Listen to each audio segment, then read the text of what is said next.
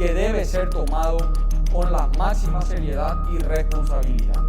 No podemos permitir que este virus se propague aún más en nuestro país.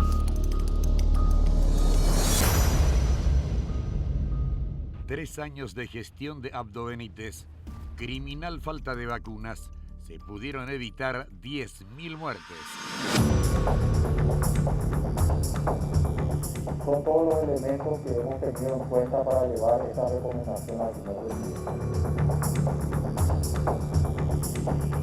día. Paraguay ya sobrepasó la cantidad de 15.000 personas que fallecieron por las complicaciones del COVID-19, de las cuales unas 10.000 pudieron haberse evitado si el gobierno adoptaba una postura eficiente y oportuna ante la crisis sanitaria que se avecinaba. Hoy lamentamos a nuestros muertos, pero a la vez nos preguntamos ¿quién se hará cargo de los muertos que se pudieron evitar? Son innumerables los errores cometidos por las autoridades nacionales que generaron un exceso de mortalidad en Paraguay durante la pandemia del SARS-CoV-2. Si el gobierno hubiera tenido un mejor desempeño al gestionar la pandemia, se habrían evitado alrededor de 10.000 muertes. ¿Cuáles fueron estos errores? Algunos indican el prematuro encierro total en marzo del 2020, cuando aún la circulación del virus no era en demasía. El argumento de las autoridades sanitarias, al menos en principio, fue que la medida permitiría otorgar tiempo para fortalecer los servicios de salud ante el temor de que los hospitales llegaran a un punto de saturación. De esta manera, se declaró emergencia por la pandemia del COVID-19 y el Poder Legislativo otorgó al Ejecutivo $1.600 millones para combatirla. La ciudadanía cumplió. Se encerró y perdió sus ingresos. El gobierno dio migajas a cambio, con precarias asistencias sociales.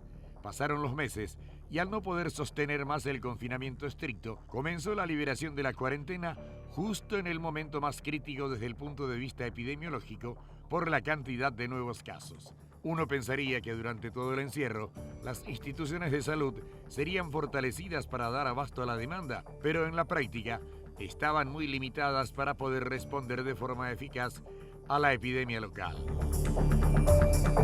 La cantidad de medicamentos, de insumos, la cantidad de laboratorio que siguen haciendo afuera, necesitamos realmente que haya un golpe de timón y que veamos realmente respuesta del ministerio. Para eso ellos tienen los recursos, más de 514 millones de dólares, que hasta ahora nosotros no sentimos ni 1 millón de guaraní que se haya gastado.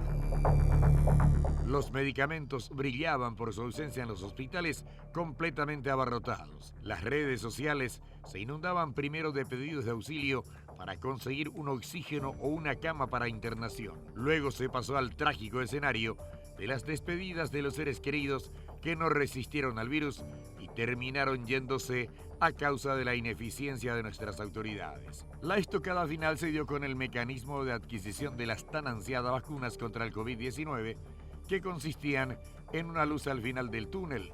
Desde el principio, mientras otros países se apresuraban para firmar contratos y adquirir las dosis anti-COVID, el gobierno de Mario Abdo Benítez se empecinó en únicamente comprar vía el mecanismo COVAX de la Organización Panamericana de la Salud, OPS, y no negociar a la par con las distintas farmacéuticas que elaboran las vacunas. Es así que mientras los demás países ya ingresaban a un esperanzador proceso de inmunización de su población, Paraguay se sumía a un complejo caos sanitario, económico y social.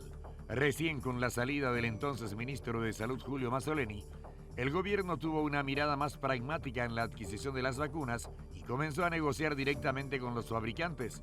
Pero este cambio de chip se dio de manera tardía y las dosis seguían sin llegar al país. Fue recién gracias a la caridad de otros países que Paraguay pudo salir del pozo en que se encontraba y comenzar a aplicar las vacunas donadas a la población. Para entonces, unas 10.000 personas ya se habían ido. Ellas, que con muchísimo más que meros números en una estadística, ya no están con nosotros por culpa del virus, pero en especial por un gobierno ineficiente y corrupto que demostró su incapacidad en la planificación y resolución de la crisis. Hoy les lloramos a nuestros familiares, amigos y conocidos que lucharon pero no pudieron vencer al virus. Y nos preguntamos, ¿quién se hará cargo de las muertes que pudieron haberse evitado.